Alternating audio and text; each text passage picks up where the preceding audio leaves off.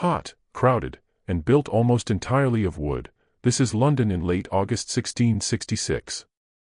In less than a week, most of it will be ash. But right now, at dawn on London Bridge, nobody knows that. The city wakes the way it always does. Cartwheels clatter over timber planks. A wary pilot shouts for passengers. Into the grey morning air, smoke from 1,000 coal fires rises. Packed with houses 3 and 4 stories tall, the bridge leans over the water. Shops are already opening their shutters. Toward Cheapside, a baker's apprentice carries a tray of penny loaves. From the Thames below, a water carrier fills his buckets. A brutal summer it has been, hot, dry. Last year's plague killed maybe 100,000 people. Still recovering, the city is still burying the dead, still trying to get back to normal. Today feels normal. It won't last. Quick context. This is London in 1666. Into a medieval maze of narrow streets and timber buildings, 400,000 people are crammed. In places, the old Roman walls still stand. Above the roofline, church spires poke. Cutting through it all is the Thames. Built for donkeys, not carriages, it's the only real highway in the city. If you live here, 3 things matter. First, survival. The plague just ended, but in a city this packed, fire and disease are constant threats. Second, work. By guilds, most trades are controlled. If you're not in one, you can't sell. Third, staying out of trouble. There's no police force. Everywhere, crime is. Public and brutal, punishment is. From dawn to dark, we're following a route today. 6 stops across the city. From London Bridge to Cheapside. From the new coffee houses to the Thames wharfs. From a weaver's workshop to the streets at nightfall. A normal day in a city that has no idea what's coming. In 6 days, the Great Fire starts. For now, London goes about its business. Stop 1, London Bridge at dawn. Early morning, 6 a.m. The only way across the river on foot, London Bridge is more than a crossing. A street, a neighborhood, a bottleneck, it's all 3. Both sides are lined with houses and shops. Barely wide enough for 2 carts is the roadway between them. Shoulder to shoulder, pedestrians squeeze past. On gatehouse spikes at the southern end, the heads of executed traitors stare down at the morning crowd. A reminder of what happens when you cross the Crown. Below, wherries cluster. Ferrymen call out destinations. A penny to cross. Faster than the bridge if you're heading downriver. 2 at a time, a water carrier named John pulls buckets up the stone steps. Door to door, he'll sell them. In this city, there is no running water. By hand or piped from public conduits, every drop is carried. The crowd, pickpockets work. In the crush, easy marks. As a boy brushes past, a woman clutches her purse tighter. The hour, church bells ring. 6 bells, 6 churches. Slightly out of sync. Time to push into the city proper. Stop 2, Cheapside Market. Mid-morning, 9 a.m. London's main shopping street, Cheapside runs east-west through the heart of the city. Every kind of shop you can imagine, goldsmiths, drapers, haberdashers, grocers. Leaning out over the street, timber-framed buildings have upper floors nearly touching. Even at midday, the lane below is dark. Here, guild rules are strict. Only licensed bakers can sell bread. Only approved butchers can sell meat. Break the monopoly and you'll answer to the alderman. Fines, maybe worse. Outside every shop, fire buckets hang. Required by law, though nobody's sure they do much good if flames ever took hold. In this heat, with everything timber and thatch, 1 spark could be catastrophic. From his stall, a baker hawks penny loaves. Inside, his apprentice watches the coal oven, nervous. Since before dawn, the fire's been burning. Bread for the whole street. In weather this dry, every flame feels dangerous. A loaf and a cup of small beer, a woman buys. Breakfast for a penny. Safe to drink. Water from the conduits can kill you. From a nearby lane, the smell of coffee drifts. Something new. Time to see what the fuss is about. Stop 3, a coffee house. Late morning, 11 a.m. 10 years ago, London had no coffee houses. Now there are dozens. Packed, this one is. Merchants, tradesmen, a few gentlemen. For a penny, anyone can enter. Bitter and strong, the coffee is. What you're really paying for are the conversations. To the walls, news sheets are pinned. The London Gazette, government approved. Faster than print, rumors circulate. Off the coast, someone says a Dutch fleet was spotted. It's nonsense, someone else says. The Second Anglo-Dutch War drags on.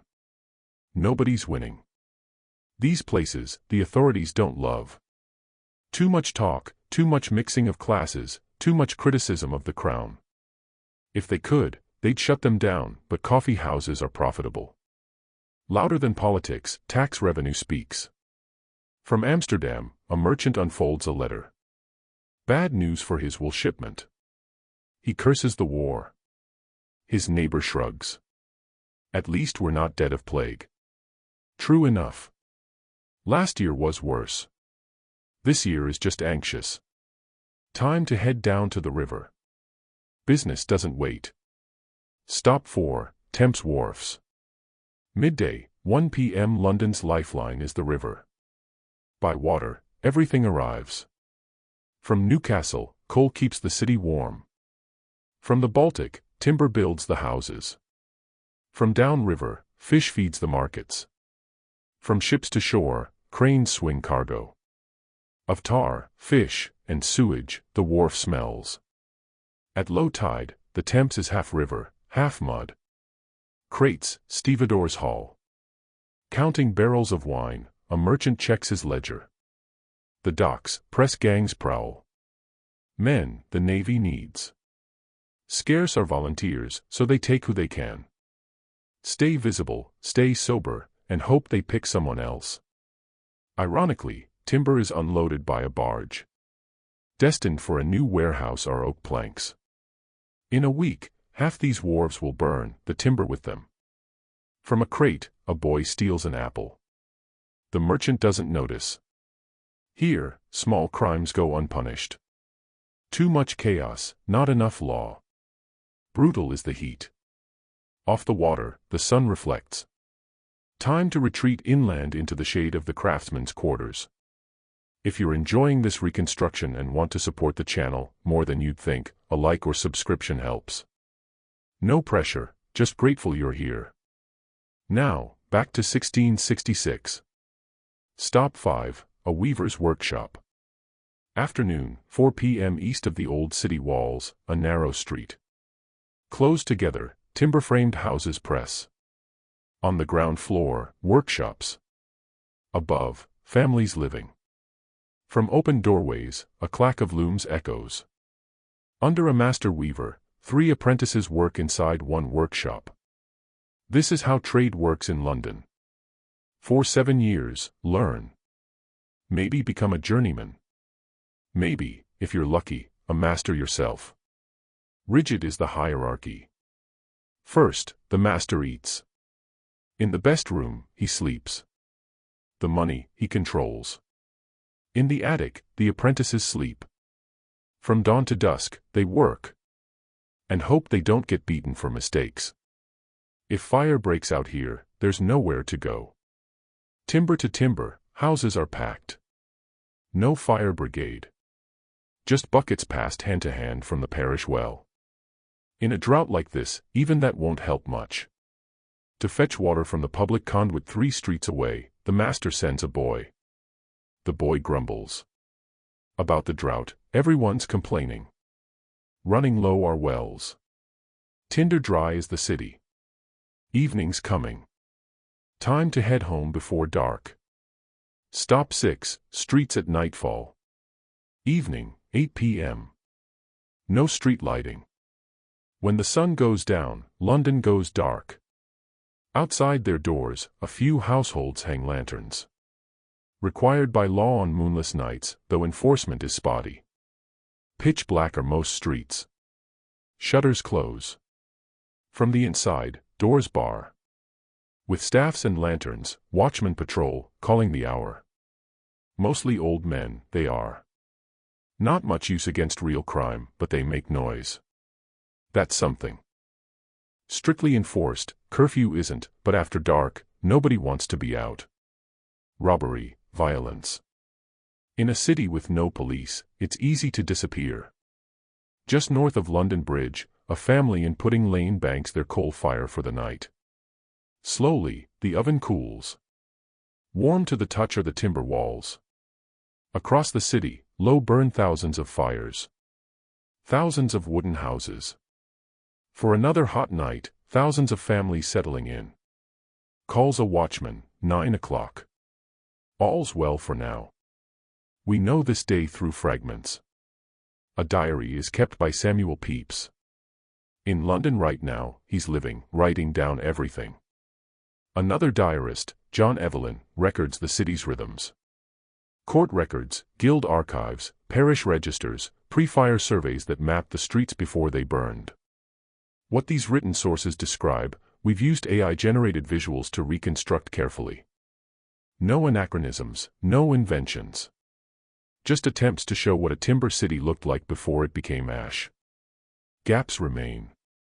Exactly what that last week felt like, we don't know. The anxiety, the heat, the sense that something was wrong. But we can get close. Close enough to understand what was lost.